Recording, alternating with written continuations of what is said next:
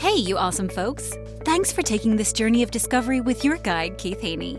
You're listening to the Becoming Bridge Builders podcast, your favorite podcast for everything from racial reconciliation to education innovation, justice reform, and leading change in the 21st century. This podcast is for people who love to be challenged with difficult topics, but want practical solutions to solve these challenging issues. Becoming Bridge Builders makes change possible. Each week on the podcast, Keith invites innovative thought leaders to share how they are building bridges in their area of expertise. You will hear breakthrough ideas and concepts that are changing the world. He's featuring guests who are best-selling authors, leaders at Microsoft, entrepreneurs, leading educators, professors, lawyers, and so many more. Listen in to learn how you can be the bridge to the change you are seeking.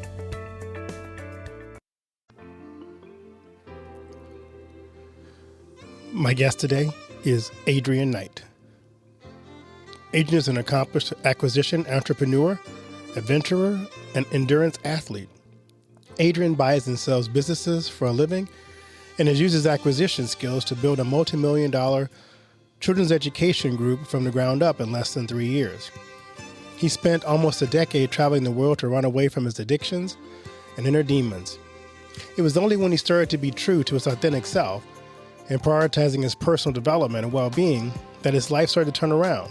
In 2022, Adrian ran, cycled, kayaked across Scotland, and then in March 2023, he participated in a multi-day endurance event in the Arctic Circle. In June 2023, he ran across Northern England, and in November 2023, he is competing in the Spartan World Championships in Sparta, Greece. In March 2024, Adrian is on a 14-day jungle expedition across Panama. Today, he leaves running to his children's education group and others, while he spends his time working on his own personal development and mindset, which he undoubtedly recognizes as the secret sauce to his business and endurance success to date. We welcome Adrian to the podcast. Well, it's so good to have Adrian on the show. How you doing today, Adrian? I'm very well, thank you, Keith. Very well. Thank you for having me here. It's good to have you on. Good to start the new year off with a good conversation. So I'm looking forward to talking to you. Likewise. Yes, likewise. Hopefully the rust is rubbed off both of us. We're ready to get it. Well, we were just saying it's the first conversation back since New Year's. So I've literally been at work following the Christmas and New Year period about 30 minutes. So I apologize in advance if there's any lagging from my side. So there you go. Well, too much New Year's celebration, but that's okay. We'll make that work. Yeah, good. Thanks. So I'd like to ask my guest this question. What's the best piece of advice you've ever received? Best piece of advice has been to invest in yourself. And it's something like that really, when I first heard that and was given that, I took it to heart quite literally, and it's never failed. And I'm sure to, the listeners, they would resonate with this. But, personally, I've taken that really to heart to the point where, I get up at 4 a.m. and spend the first 3 hours of my day, 7 days a week. I don't have day off from this, but just investing in myself, and it has made all of the difference. It really does come back to we are sort of the greatest assets we'll ever own. I love that because I do the same thing. I get up probably about 5 and just spend some time connecting, first of all, with God, then connecting with, what am I going to do today? Trying to figure out my schedule. Because if I do that, if I start the day out that way, it makes the day go better. If I don't do that and I just kind of get up and go off to work, it just seems like everything's off. And I spend the first hour just trying to figure out the stuff on my desk that I'm trying to go through where I want to go next. So It's so true. And I was a sucker for this for years, and it took some very hard lessons for this to really hit home for me. It wasn't really that long ago. It was probably maybe just over 2 years ago, when I was waking up at sort of 2:30 in the morning, having extreme panic and anxiety attacks, like extreme, to the point where I'd be lying in bed for the next hour and a half, 2 hours, in a state of complete and utter dread, utterly convinced that, my world was like, everything was caving in, like everything was terrible was going to happen, and it was going to happen that, that day when getting up, and it would take me that long, sort of an hour and a half, 2 hours, to sort of talk myself around to realize that, everything's okay. And what I sort of can see now in hindsight, it was because I was waking up early and going straight into work mode, and then dad mode and partner mode, and it was just relentless. And since making that switch and putting myself first, it has truly made all the difference. That's amazing. I'm always curious. We're going to get into your story, but I'm always curious when I talk to my guests about people in your life who have served to either inspire you or maybe come alongside and mentor you along different stages of your life.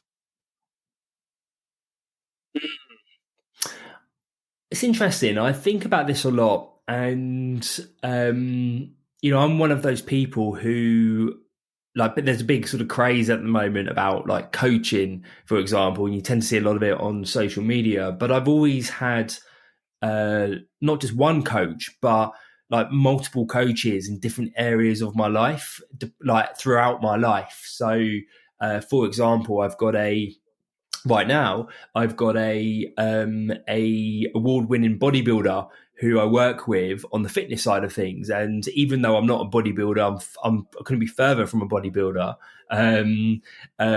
He has a great deal of knowledge that is helping me with some of my athletic endeavors, and the same with business coaches and life coaches. And I think one of the most significant sort of people, like mentors, that I've had has actually been a therapist who, funnily enough, like when I was going through those sort of anxiety and panic attacks that I just mentioned, I've sort of recognized that something needed to change here. And I went to see this therapist that came highly recommended, and he was transformational in helping me to make some very small but fundamental shifts in my life. And he made me realize that when we're looking to change our lives, we quite often think it's about big monumental changes and these sweeping ideas and sweeping changes, but that wasn't so much the case. He had this analogy where he said, you've got to imagine that you are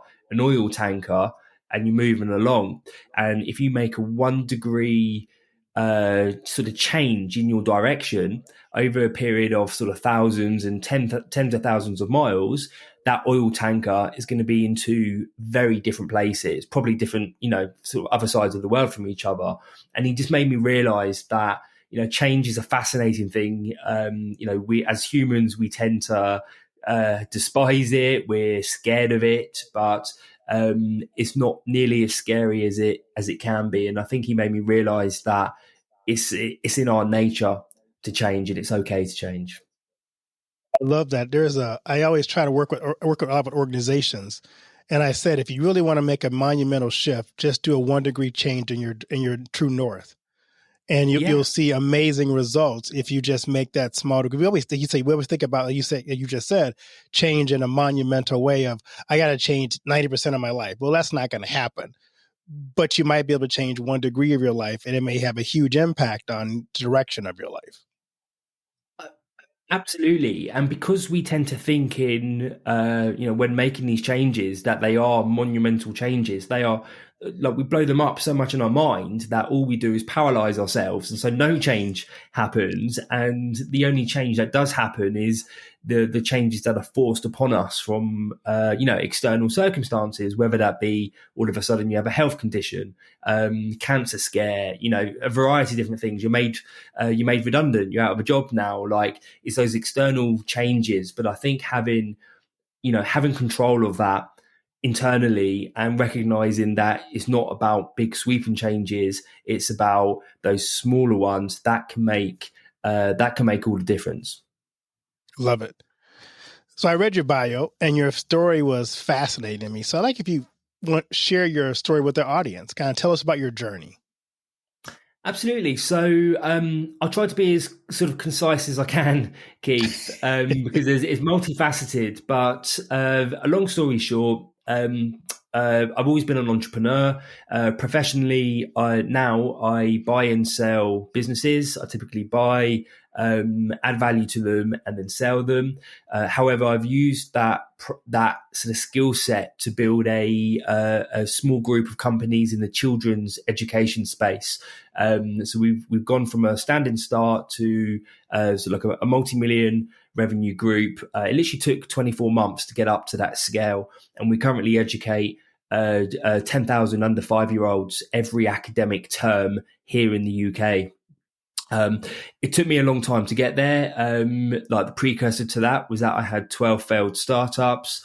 I've also battled a lot with like personal demons, so addictions. I had a nervous breakdown at 19 years old that I don't think I've ever fully moved past, but I've used it as a catalyst to grow and to become like more of I kind of want to say like more of a man, if that makes sense. I don't even know where that word come from. Alongside that, I have traveled quite extensively. So I've been to it's nearly 50 countries now across the world.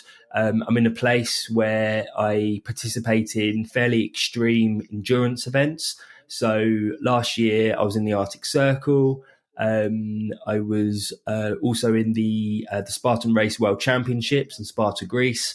In 11 weeks' time, I'm heading to Panama for a 2-week jungle trek going from the west coast to the east coast, and a variety of other trips. So there's lots of different angles, but it fundamentally boils down to just this insatiable desire to live life to the full. Like my aspirations has never been to be the richest person on my deathbed or anything like that. My aspirations has always been to minimize the amount of regrets I have when that day comes, which we all have when we're on our deathbeds. And for me personally, that is living a full and interesting life to every possible extent. I love that. I want to learn more about your education group because education has become, and especially in the last year here in America, it has become a hot button issue of how do we educate our kids? Who really has the power to educate the kids? Whose responsibility is it? So tell us a little bit about your group and what your goals are in educating children. Yeah, we have a central mission that guides everything, a central purpose that truly guides every single decision, big or small, within the group. Which is fundamentally, it is about the children, and it's about building a complete and integrated learning experience for children. And it's sort of funny how the whole thing came about, because I had no aspirations whatsoever to get into the children's sector. I knew nothing about kids, and it was only when I became a dad for the first time, in full ignorance. I put my hands up, like complete ignorance. I knew nothing about the sector. I didn't really have any interest in it. I had all of these assumptions about the sector that were completely wrong. But it was only when I became a dad, and as we were talking prior to recording, Keith, it really is. For me, it was, as for a lot of parents, just completely life changing, and reset my priorities in a whole different way. And it was when I was going to these children's activities group with my wife Vicky and our daughter Evie, who's now 4 years old, and I was going there purely because I've always seen myself as a hands-on dad, and I want to be that hands-on dad. But as I was going to these groups, I was looking around thinking there's something really not right here. It felt as though the groups that were being run for the children, it was primarily about getting bums on seats. And in so many ways, and so many of the groups and events that I've been to, it was more about pleasing the parents because they were the one who were paying. And it almost felt like the children's education was coming last. on the flip side of that, I was also learning that certainly the early years, so from birth up to 5 years old, they are the most formative years of a person's life. Like, they will significantly impact the trajectory of that person's life. And it just felt that at a time that was so critical in our lives, it was just completely underserved, and it also felt very disjointed. So we went to classes over here for like art and fun, messy stuff that sort of under 5 year olds do, and then classes over there for ones that were building like spatial awareness and like a deeper understanding of the world. And it just, after sort of probably about 3 or 4 months of soul searching and various serendipitous events that happened to me, it just brought me to a place where I realized that I wanted to play a part in this sector, however small.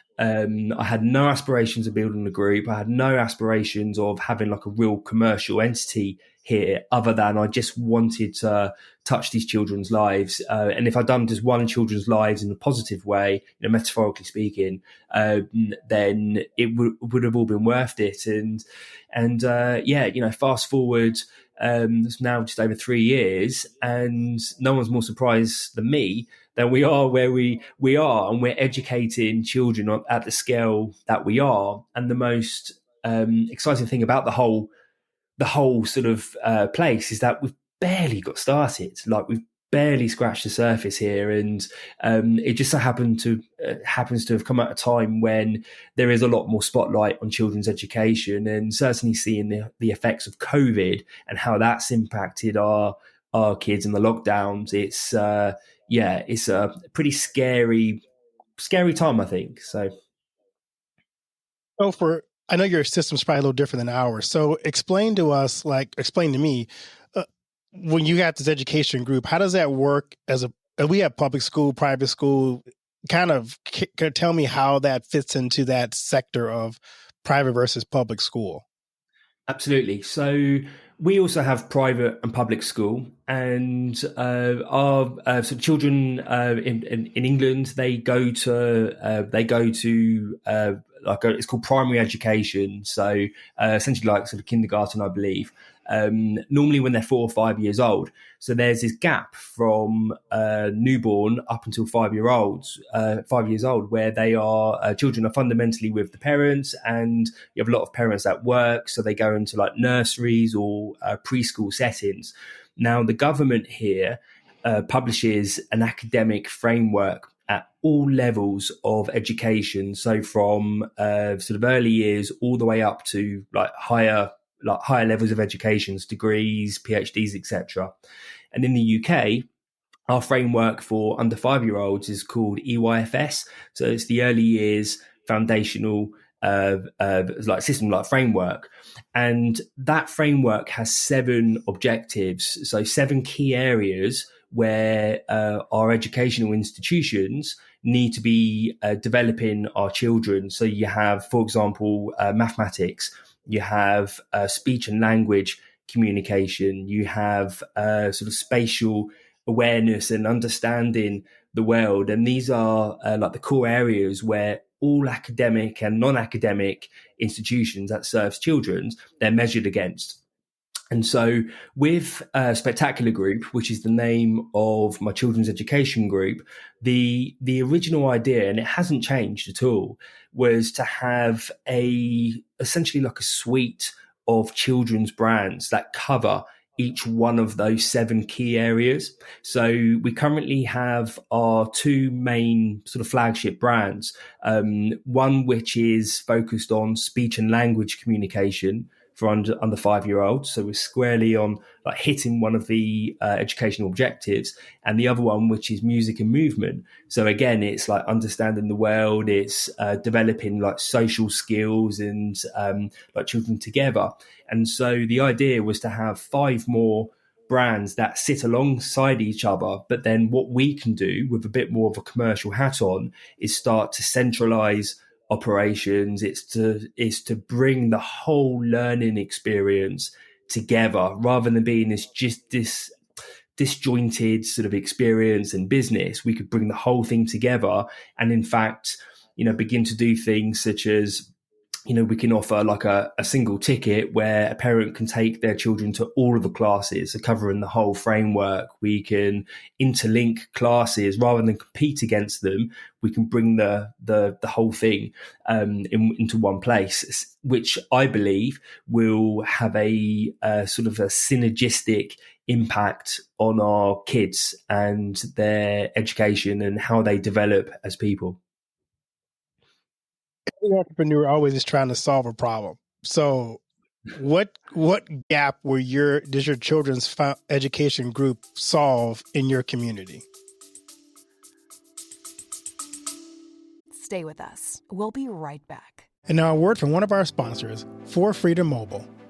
If you're using AT&T, Verizon, or T-Mobile, then you're being tracked. Mobile providers collect your location, communications, internet activity, even your financial transaction. They sell that data to anyone willing to pay for it and provide it to the government without a warrant. Switch to For Freedom Mobile, and you won't ever have to worry about Big Tech or Big Brother tracking you through your mobile phone again. For Freedom Mobile provides secure, unlimited talk, text, and high-speed data for just $29.99 a month, and it includes free internet roaming in over 200 countries. Sign up for the service by visiting forfreedommobile.com and using the promo code BridgeBuilders to get your first month for only $9.99. See forfreedommobile.com for details, just like the number 4, freedommobile.com.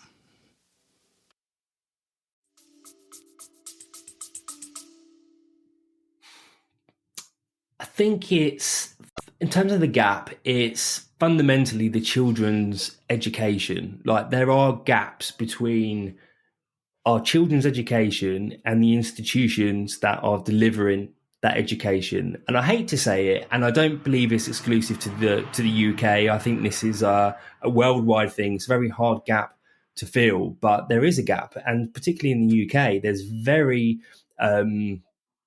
strong bureaucratic ways in which these organizations have to be run. And I think a lot of these institutions, the people who run them, like our schools, our sort of early year settings, the people running them have their best interests at heart, the children, but they are restricted. And so coming at it from an entrepreneurial angle, we don't have those same restrictions. I love that. As you think about what's the next step, because you've kind of found yourself in that early under 5 or 5 and under space, are you looking down the road to expand to other levels of education? We would call elementary, you probably call secondary education. Are you looking to take what you're doing and run that through the entire education system? Absolutely. So there's two angles with this. The first one is that the businesses that we own are franchisors. So we own the franchise network, and I come from a franchising background, but what I've come to realize is that franchising network is key, really, because it gives us a distribution system that can essentially go outside of the UK. So we've got franchisees who deliver our classes in Australia, in the Middle East, for example, and we know how to take that further. So geographically, expanding sort of wide is the first thing. But also, I don't want to lose sight on my daughter, because she was the reason that this whole thing got moving. Essentially, it was because of Evie. And what I'm finding fascinating is that Evie's now started elementary school, so primary school here. She's one of the oldest in the class, so she's like a baby, really. But it's now exposing myself to this whole new world again of schools, which up until now, the last years, it's been like nurseries and preschools and children's activities group. But we're now starting to get this whole new exposure. It's like, well, wait a minute. They've still got these problems here and here. So we've already started looking at schools. We've already had and done business with schools. We kind of know where we're going and where we want to start with schools. But I would suspect that is going to sort of follow Evie as she progresses, purely because it's allowing me to see it from a parent's perspective and the children's perspective, as as best we can as parents. If somebody's hearing this who's an educator going, this sounds really interesting, how do I tap into this? How would someone find out more about what the curriculum looks like, what the process is? How would they tap into this? I would say the first step would be to reach out. So LinkedIn, I'm normally very active with regards to Spectacular Group and sharing what we're doing and what's going on. We've been very fortunate to build up, quite a nice sort of group of supporters who are actively encouraging us. Also, what's been fascinating by this as well, for me personally, is that the core mission of what we're trying to do here has attracted some amazing people to our business, like some very experienced, high level people who, quite frankly, have operated businesses, many levels higher than I have, who are looking to step in and to help take control of different aspects and to bring different aspects to this. And it's very much a collective effort. So I would suggest reaching out and having a conversation, and I can share a lot more and would love to learn more as well. Great. If you are speaking had a message to give to parents who maybe are at the same place you were, they're starting to figure out their kids are going into school. They're like, there are gaps here. There are things I notice I really want to improve, but I'm not sure where to start. So what would one message you have for parents? I think the main message would be to act on your instincts. Really, to act on your instincts. And I've seen this a lot where not just sort of school systems and that, but also our healthcare system, where we're being told by people who we see as professionals, and I'm certainly not, I'm not approaching this from a disrespectful way at all. We're being given what, in their opinion, is their best advice. But then not a lot of cases, but there are cases where that advice hasn't been quite right, or they've missed something. And as parents, we know our children and we know ourselves. And for me, it was looking around and thinking, this is an entirely different world. I know nothing about this, but my instincts, they wouldn't ease up. Like, I just knew that there was something. I had to take a step forward, and it was just one step, and that led to the next step, and that led to the next step. But it was that initial back in those instincts and just understanding you can't always see the big picture and you don't know where it's going, but just to take that next step. And I think a lot of people in life in general convince themselves not to take that next step because they're trying to look at that big picture, and everything we spoke about the monumental sort of changes, and that is that 1 degree, just that 1 degree. It makes all the difference. I love it. I'm curious, what are you most excited about in this phase of your life?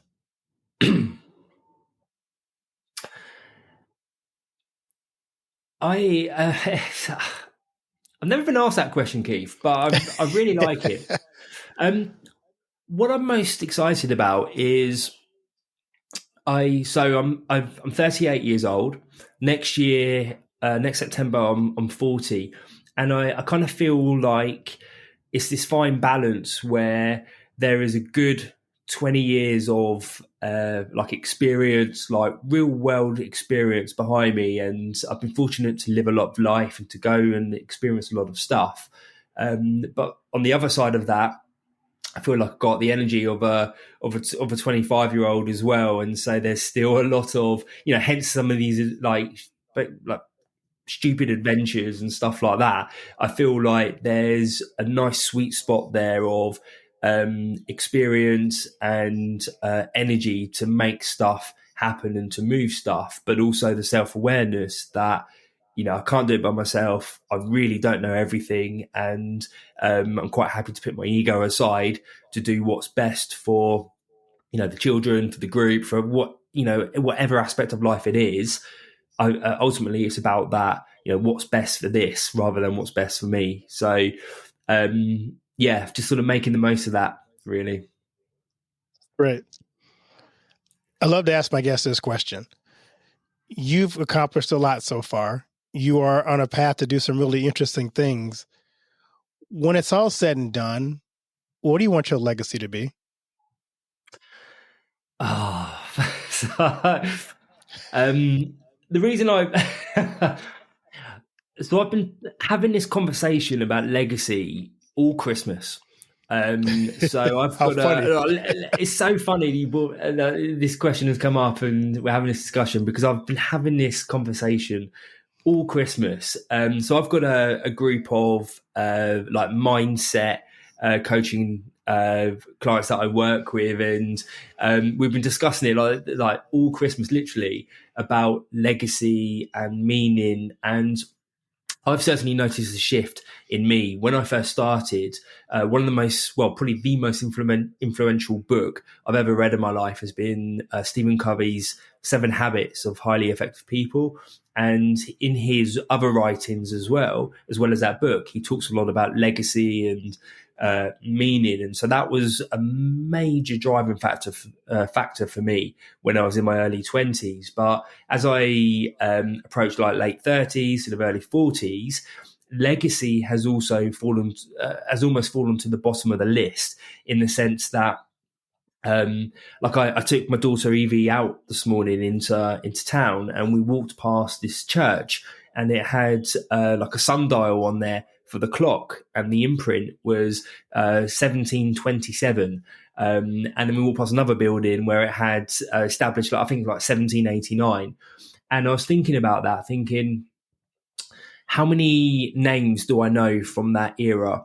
What can I actually talk about that era? The conversation we was having over the Christmas period, I kept asking questions of, name me 3 world famous actors or singers from the 1930s, and no one could answer it fully. And it just made me realize that, and I don't mean for this to take a negative tone, so I'm not approaching it negatively, but it just made me realize in a very pragmatic way that a lot of what we do will be forgotten. And so that in turn has caused me to approach life not so much from, this is the legacy I want to leave, but more so, how do I want to live my life while I'm here? And I think that drives a lot of like some of the extremities with these adventures that I've been participating in. It's less about how I leave my life, and it's more about how I live it today. Awesome. I love that answer. Sorry, I don't know if it was the right time, but it's just where my head's been at. Yeah, it's just like, nothing's guaranteed. Not even a legacy. We just got to make the most of like this moment now. Right, exactly. I love that. Adrian, anything I haven't asked you that I should have asked you? Well, I don't think so. There's, a lot of people will ask about, or just be curious about, some of the personal challenges around sort of like addictions and nervous breakdowns, and they ask sort of where that stems from and how you overcome that. And I don't think you ever really overcome stuff like that. I think it's a constant. I think you become stronger as a person, and you're better able to manage and restrain yourself from certain aspects rather than, oh, it's completely gone now. But yeah, I don't think so. No, and you're right. I think we sometimes just hope we can move past it, but it's always a part of us. And I think we have to learn to forgive that part of us that had that, and not see it as a weakness, but like you say, see it as a part of who we were, and it served a purpose, but it helps us to grow and move beyond where we were to where we can be now, and build on that and learn from that experience. Exactly that. I see it now as a source of strength. So by restraining myself from, I don't know, let's say if someone's a food addict, by restraining yourself from that extra serving of food, you've just built strength in yourself. So that addiction, that negative scenario has now become the source of that strength. So it's switched from, like a negative to a gift, essentially, that keeps on giving. And that was some of the changes in mindset I had was rather than you just fall into the addiction and then becoming a victim thinking why me, is stages past that. Yeah. So where can people find your children's education group and also connect with you on social media? Absolutely. So children's education group, I would definitely suggest going to LinkedIn. It's just Adrian Knight on there, and the group's called Spectacular Group. You can't really miss me because I have a big banner saying Spectacular Group, so you know that's me.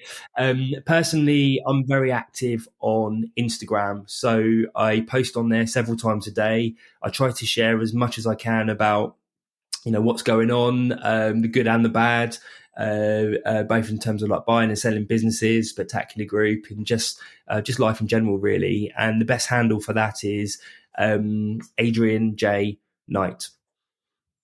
Well, Adrian, thanks so much for being on. And may your trip to Panama, your 14-day expedition, be fruitful, and may you learn some things along the way about yourself and about just life in general. I think we always learn on those journeys things we weren't anticipating to learn, but they can be impactful. So may that be a blessed time for you and your family as well.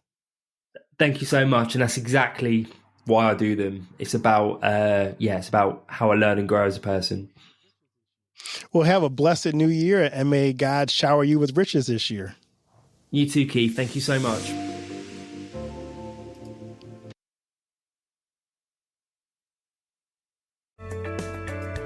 Thanks for listening to Becoming Bridge Builder.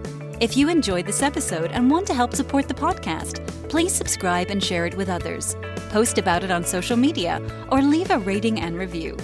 To catch all the latest from me, you can follow me on Instagram at @bkeithhaney and on Getter and Twitter @RevHeadpin, or on his website at alightbreaksthrough.org. Thanks again, and tune in next time. Do you know that most entrepreneurs hit a revenue ceiling and have no idea why? They're working harder, spending more money, running more ads, but revenue stays flat. My friend Dr. Noah St. John calls this the invisible break. He's giving our listeners a free revenue ceiling audit to help you see what's really holding you back. You'll get a free 30-day membership to Noah Bot, giving you access to Dr. Noah's 30 years of experience to help you reach your next level. But hurry, because there's only 50 available this month. So if you're tired of being stuck at the same revenue level and want to finally break through, get your free revenue ceiling audit at drnoahvault.com in the affiliate link that'll be listed in the show notes. Thanks for listening to Becoming Bridge Builder. If you enjoyed this episode and want to help support the podcast, please subscribe and share it with others. Post about it on social media or leave a rating and review.